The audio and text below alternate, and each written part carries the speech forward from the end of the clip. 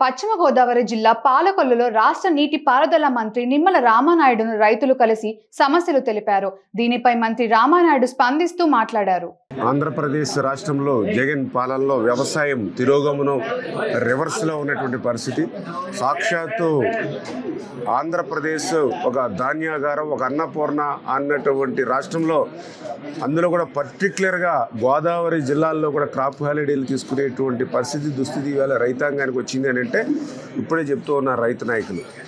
గత 5 సంవత్సరాల్లో ఒక్క కాలువకు సంబంధించి కానీ, ఒక్క డ్రైన్కి సంబంధించి కానీ, ఒక తట్ట మట్టి సిల్ట్ తీసినటువంటి పాపాన్ని ఈ ప్రభుత్వం పోలేదు.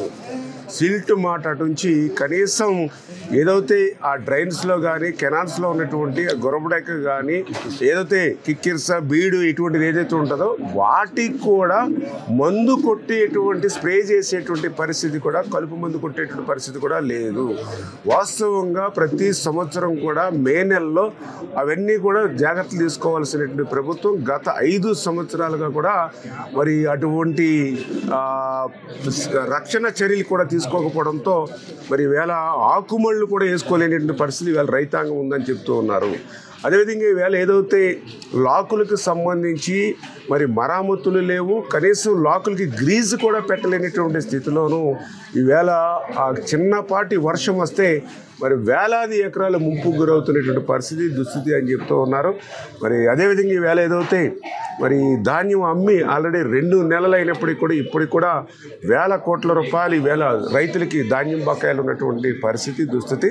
ఆ సివిల్ సప్లై కార్పొరేషన్ ఏదైతే ఉందో దాన్ని కూడా ఈ జగన్మోహన్ రెడ్డి తాకట్టు పెట్టి అప్పులు తెచ్చుకుని ఇవాళ రైతుల్ని ముంచేసినటువంటి పరిస్థితి దుస్థితి. వాస్తవంగా ఏదైతే వ్యవసాయం అనేది, ఇరిగేషన్ అనేది రైతులకి సేవ చేసేటువంటి శాఖలు ఇవి. అందరికీ అన్నం పెట్టేటువంటి అన్నదాతకు సేవ చేయడం అనేది మా అందరికీ కూడా పుణ్య కార్యక్రమం. అటువంటి కార్యక్రమాన్ని జగన్మోహన్ రెడ్డి 5 సంవత్సరాల్లో చేయకుండా నిర్లక్ష్యం చేశారు కాబట్టి ప్రకృతి కూడా జగన్మోహన్ రెడ్డిని శపించిందేమో, అందుకే 11 సీట్లకి పరిమితం అయిపోయాడేమో అనిపించేటువంటి పరిస్థితి.